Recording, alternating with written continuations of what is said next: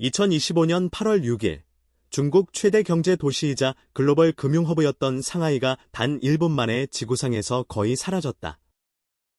두 차례의 초대형 태풍이 지나간 직후 갑작스럽게 발생한 30m 높이의 거대 쓰나미가 푸둥과 푸시를 포함한 도시 전역을 순식간에 삼켰다. 수많은 고층 빌딩이 물에 잠겼고 시민 수백만 명의 생사가 확인되지 않고 있다. 이는 단순한 재난이 아니다. 한 국가의 심장부가 무너진 전례 없는 붕괴다. 그리고 지금 전 세계가 충격에 휩싸였다. 상하이는 단순한 도시가 아니다. 중국 경제의 심장이자 동아시아를 대표하는 글로벌 도시였다. 그 어떤 자연재해도 이 도시를 무너뜨릴 수 없다고 믿어왔던 이들이 많았다. 하지만 현실은 달랐다. 지난 9월과 10월에 이어 이번 8월 초에도 상하이는 강력한 태풍 베빈카와 플라선의 연속 공격을 받았다. 이미 도시 전체가 포화 상태였고 하천은 범람 직전이었다. 그러던 중 동중국해 인근에서 해저 지진이 발생했고 그것이 30m 쓰나미를 일으킨 것이다. 필자는 이 상황이 단순히 자연현상에 의한 것이라고 보지 않는다. 수십 년간의 무분별한 도시 확장, 배수 체계의 실패, 기후변화에 대한 중국 정부의 무대응이 복합적으로 작용한 인재에 가깝다. 강력한 태풍이 빈번히 오고 있음에도 상하이는 여전히 구식배수 시스템에 의존하고 있었고 저지대에 있는 고밀도 주거지역은 아무런 보호 장치도 없이 방치되어 있었다. 재난은 예고 없이 찾아왔다. 8월 6일 오전 11시 42분 푸둥 외곽 해안에 있던 해양 기상 센서가 급격한 해수면 상승을 감지했고 불과 3분 후 거대한 물벽이 도시를 향해 밀려왔다. 1분 만에 바다처럼 변한 도심. 쓰나미는 고속도로와 지하철, 공항 활주로를 가리지 않고 덮쳤고 중장비조차 물살에 휩쓸려 사라졌다. 상하이 디즈니랜드는 그대로 침수되었고 푸둥 국제공항의 관제탑은 통신이 두절되었다. 홍차오 공항 역시 활주로에 물이 차오르며 항공기 이착륙이 전면 중단되었다. 실시간으로 방송을 보던 시민들은 믿을 수 없는 광경의 말을 잇지 못했고 SNS에서는 이건 영화가 아니다. 우리는 끝났다는 절규가 쏟아졌다. 공식 발표에 따르면 현재까지 확인된 사망자는 6,400명을 넘었으며 실종자는 8만 9천 명 이상으로 추정되고 있다. 그러나 이는 시작에 불과하다.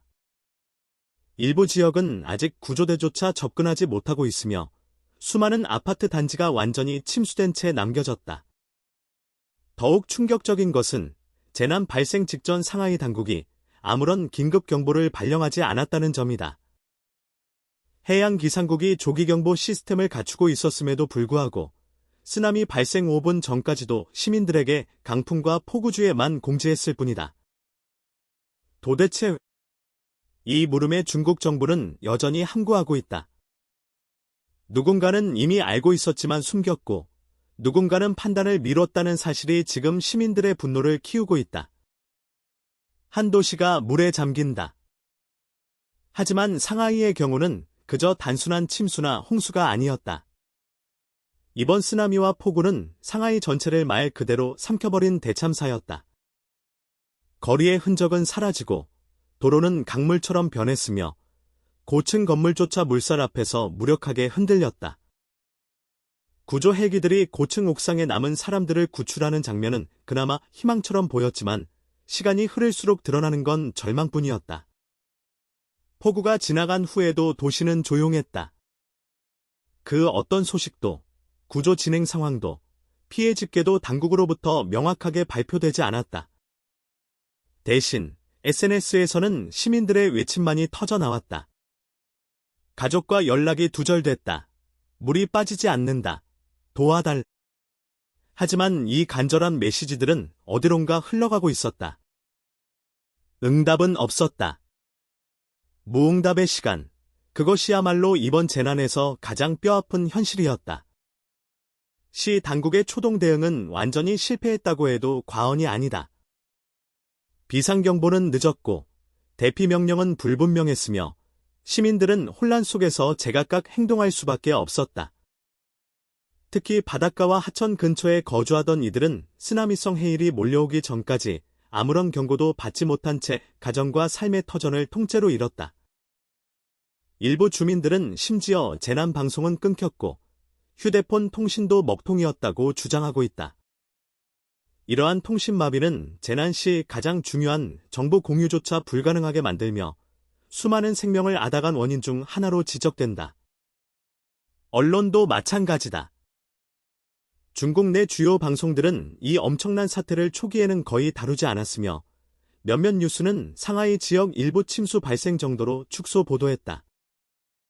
하지만 위성 사진과 민간 드론 영상들이 전 세계로 퍼지며 참사의 실상이 폭로되자 그제야 언론들은 뒤늦게 태도를 바꾸기 시작했다.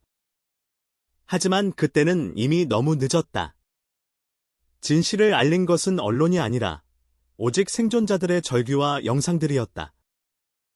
피해 복구는 여전히 시작조차 못하고 있다. 전력망은 끊겼고 상하이 지하철 전 노선이 침수되었으며 수돗물은 진흙과 하수가 섞여 나오는 상태다.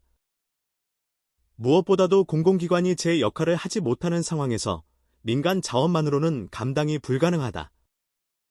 한 시민은 군인이나 구조대원은 보이지 않는다. 우리는 버려졌다고 외쳤다. 그 목소리엔 분노가 아니라 체념이 담겨 있었다. 이곳은 더 이상 국가가 돌보는 도시가 아니었다. 피해 복구는 언제 시작될 수 있을까? 아니, 복구라는 말 자체가 의미가 없는 상황일지도 모른다. 전체 상하이 인구 중 약 400만 명이 완전히 삶의 터전을 잃었고 피난소조차 없는 이들은 고속도로 곡가위나 산으로 대피한 채 방치되어 있다. 중국 정부는 늦장 대응을 이어가며 긴급조사 후 대응하겠다고 밝혔지만 이미 구조의 골든타임은 지났다. 국제사회의 지원 요청도 전혀 이루어지지 않고 있으며 내부 검열로 인해 정확한 정보조차 외부로 나오지 못하고 있다. 도대체 이 나라는, 이 정부는 도시에 무슨 짓을 하고 있는가?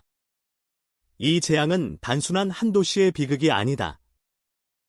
이는 현대 문명이 얼마나 허약한 기반 위에 세워져 있는지를 보여주는 거대한 경고다. 거대한 경제, 찬란한 마천루, 첨단 기술. 그 모든 것이 단 1분 만에 무너질 수 있다는 현실을 상하이가 증명했다. 우리는 이 재앙을 잊지 말아야 한다. 그리고 기억해야 한다. 자연을 무시한 도시 확장의 끝은 어디인지, 위기 앞에서 권력은 어떤 얼굴을 보이는지, 그리고 진정한 안전이란 묵힌 글 읽어주셔서 감사합니다. 이 영상이 여러분께 생각할 거리를 던져드렸다면 좋아요와 구독 부탁드립니다.